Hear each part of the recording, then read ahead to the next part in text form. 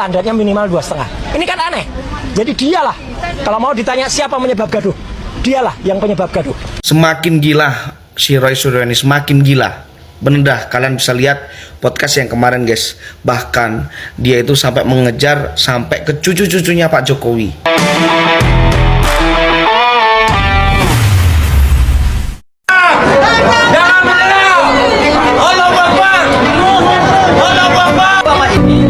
Ijazah Pak Joko Widodo kan tidak pernah dinyatakan asli oleh UGM. UGM tidak pernah melihat ijazah Pak Joko Widodo dan tidak pernah memeriksa ijazah Pak Joko Widodo. Tetapi keluar dari otoritas Universitas Gadjah Mada adalah Pak Joko Widodo adalah alumni. Kami merasa bahwa pernyataan UGM itu tidak menjawab hasil penelitian Mas Roy, Bang Rismon, dan Dr. Tifa. Karena yang dijawab oleh UGM hanyalah proses akademik.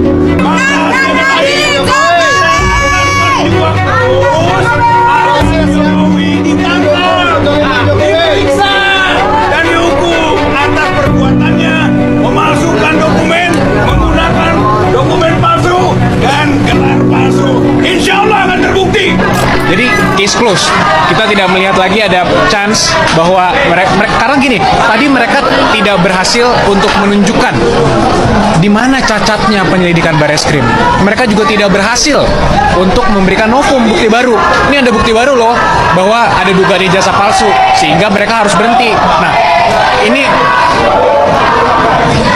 ini yang harus paling penting di situ. Nah, selama ini kan mereka mendalilkan kepalsuan. Ijazahnya palsu, tapi mereka tidak pernah membuktikan kepalsuannya ada di mana. Pada acara Rakyat Bersuara di salah satu TV tanggal 19 dan atau 25 November yang lalu, ada orang lain namanya Andi Aswan. Mungkin ada di sini orangnya, ya. Yang kemudian ada orang lagi namanya Joshua MC Nambela. Ada juga paling di sini. Yang dia kemudian di salah satu TV itu dia menampilkan ini scan ijazah asli. Padahal itu bohong. Dia hanya melakukan rekonstruksi citra kalau kata Dr. Rismon atau melakukan modifikasi terhadap filenya Dian Sandi tadi. Jadi jelas ini filenya sama, hanya direkayasa. Jadi orang itu sudah berbuat bohong dengan mengatakan scan ijazah asli. Makanya saya bilang di sini, nanti akan saya mintakan bahwa orang itulah yang harusnya kena pasal 32 dan 35. Dan si Joshua Sinambila yang ternyata dijadikan ahli dalam perkara ini untuk melawan kami itu pun menyatakan bahwa dia file ini yang kemudian diteliti. Itu kan nggak boleh file yang rekayasa kemudian diteliti. Dan dia nggak bisa berkata apa-apa kalau di TV. Dia hanya bilang saya tidak tahu saya. Ya, itulah kata dia. Semakin gila si Roy Suryo ini, semakin gila. Bener dah, kalian bisa lihat podcast yang kemarin guys. Bahkan dia itu sampai mengejar sampai ke cucu-cucunya Pak Jokowi. Ya, apabila Mas Etes ingin jadi pejabat publik, dia mau kejar. Nah, dari statement yang dia keluarkan kemarin ya teman-teman ya, dia itu mau mengejar sebenarnya kalau masalah ijazah palsu ini tidak lebihnya dia itu mau menyerang keluarganya Pak Jokowi. Ini orangnya. Ya, satu yang pertama kemarin mungkin atau hukum Allah yang nggak tahu ya, dia sampai keselak sampai sudah 3 kali dia ketika ngomong nggak bisa berbicara tiba-tiba batuk. Itu hukum karma Allah mungkin ya. Kalau tentang apa yang tadi disampaikan dokter kalau tentang Suryo, dan dia tidak mau minta maaf, dia juga nggak mau damai, ingin permasalahan ini segera break, selesai begitu saja tanpa ada apa-apa. Aneh lu. Ya coba teman-teman kalian komentar deh di sini. Kalian komentar bagaimana tanggapan kalian? Masa dia yang bikin kegaduhan selama ini kok dia tiba-tiba break dan gak mau minta maaf sama sekali, padahal dia sendiri yang menyerang Pak Jokowi. Nah, follow akun ini teman-teman. Kalian komentar di sini, sebarkan video ini. Biar apa teman-teman? Kalian bisa tahu ya bagaimana kita perjalanannya Suryo sekarang. Ya. Kata dia. Ya, nah, kemudian apa yang kemudian kami arah? Harusnya Polda Metro Jaya atau UGM berkeberatan dan laporkan dia. Karena UGM yang tadinya punya logo yang sangat bagus, logo Ski 5, itu logo itu buatan Pak RJ Katamsi. Jadi begini ya, yang perlu Roy Suryo perhatikan dengan pengacaranya ya, Roy Suryo CS ya, si Abdul Ghafur yang sok pinter itu ya. Jadi pengacara Abdul Ghafur ini kan orang sok pinter.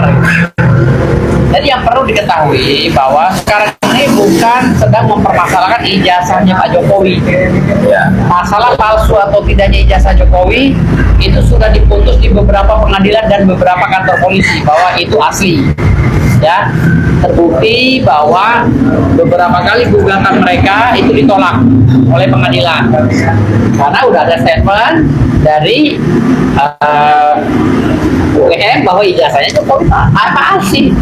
Kalau mereka masih nanya berarti mereka ngeyel dan ketidakngertian terhadap perkara tersebut.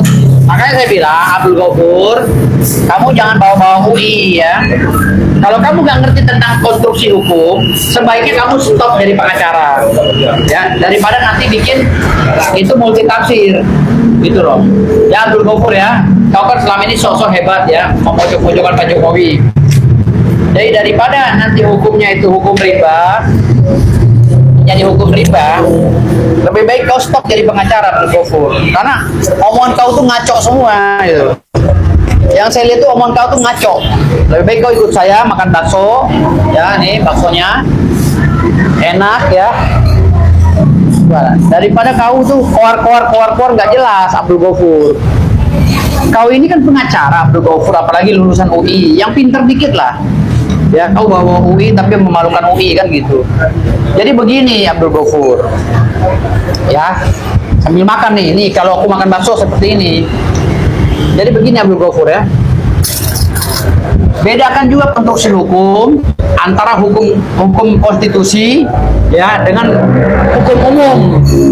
Ya Abdul Ghafur, kalau you mau perkarakan masalah Jokowi pada saat beliau menjabat dan sedang menjabat atau pertama kali beliau menjabat, gunakanlah Undang-Undang Dasar 1945 untuk menghukum Jokowi, bukan pakai pidana umum bos, karena beliau itu pejabat publik.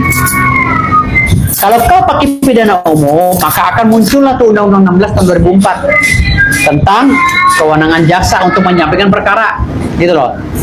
Jadi kalau kau ini istilahnya tetap ngoceh-ngoceh, nuntut-nuntut agar ijazah Pak Jokowi dibuka di hadapan umum, kau tuh gak ngerti undang-undang, Abdul Ghafur. Kau tuh pengacara, ngaku-ngaku pengacara senior, tapi sesungguhnya orang tuh menertawakan kau, gitu loh.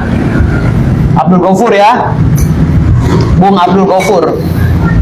Kemarin si Ahmad Khojinudin, sekarang penggantinya malah lebih parah konstruksi hukumnya. Gua pikir Ahmad Khojinudin dong yang nggak ngerti hukum. Nggak taunya Abdul Ghafur juga sama nggak ngerti hukum gitu loh. Makanya Abdul Ghafur sekarang ini klien kau itu, ya yang namanya Roy Suryo CS, itu sebentar lagi akan ditahan. Karena saya sudah meminta kepada Polda Metro Jaya untuk segera menahan agar tidak gaduh terus. Dan kewenangan yang membuka ijazah Jokowi itu bukannya polisi, ya, bukan pada saat gelar perkara, tapi pada saat pemeriksaan berkas dan diuji di pengadilan. Yang mempunyai hak itu adalah hakim pada saat pembuktian. Itu Abdul Ghafur ya, bukan pada saat pemeriksaan apalagi gelar perkara. Kalau gelar pemeriksaan, yang bisa membuka ijazah hanya pemilik ijazah, ya, karena pada saat itu semuanya itu masih satu arah. Ya, ketika di pengadilan baru ada dua arah. Bilang ya udah buka aja rekeningnya Mas Roy Suryo, berani? Orang yang nuduh itu buka dulu dia. Kalau saya dengan tenang saja, silahkan buka. Enak aja nyuruh orang buka rekening. Emangnya lu siapa?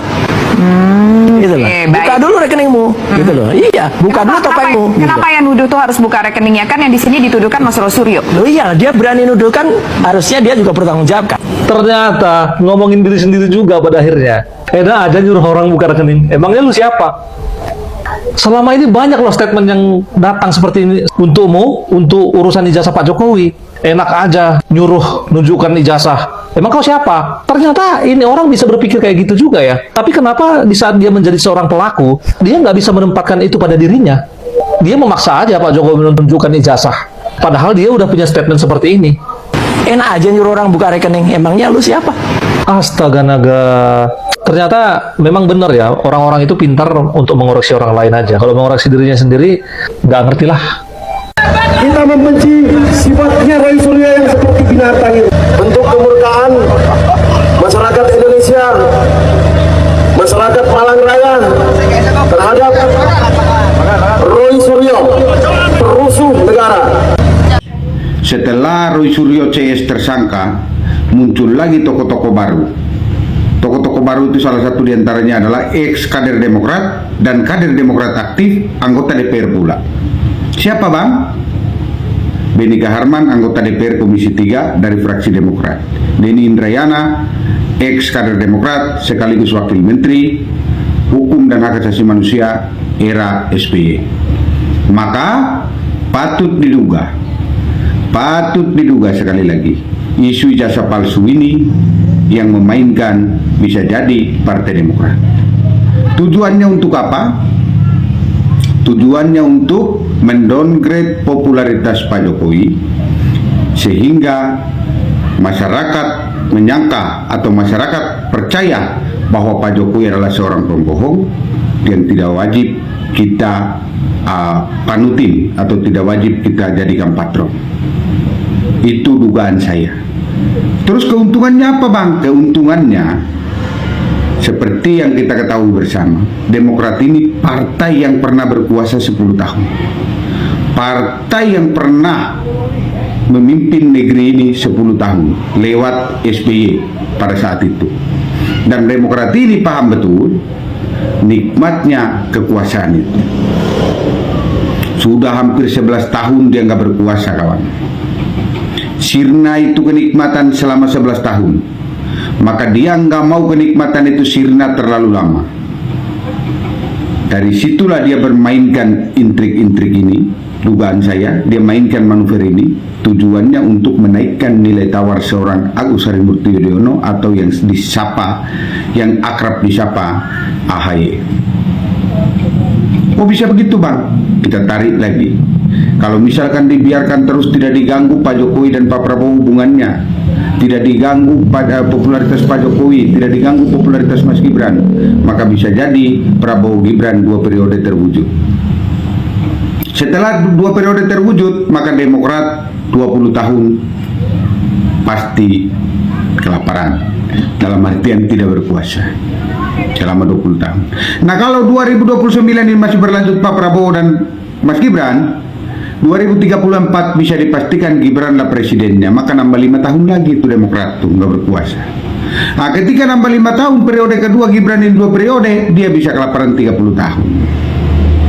Dari situlah kuat dugaan saya dia memainkan peran ini. Tujuannya untuk mendowngrade popularitas Pak Jokowi dan Mas Gibran, menaikkan nilai tawar AHY sehingga 2029 AHY berpeluang mendampingi Pak Prabowo. Itu dugaan saya. Kenapa saya bisa kuat dugaan seperti itu? Ya karena permainan ijazah palsu ini seolah-olah dibiarkan. Nah, ketika ditersangkakan Roy Suryo yang ex kader Demokrat, Menteri Pemuda dan Olahraga era SBY, kepanasan kawan-kawan itu. Mulai keluar satu persatu. Pertama Denny Indrayana, kemudian ditutup Benny Kaharman. Maka salam waras buat kita semua, tetap berjuang kader Partai Solidaritas Indonesia, tetap jadi garda terdepan buat Pak Jokowi, belalah terus kebenaran, karena sesungguhnya kebenaran tidak akan kalah dari kebohongan. Secepat apapun kebohongan itu berlari, suatu saat kebenaran pasti menang. Salam solidaritas.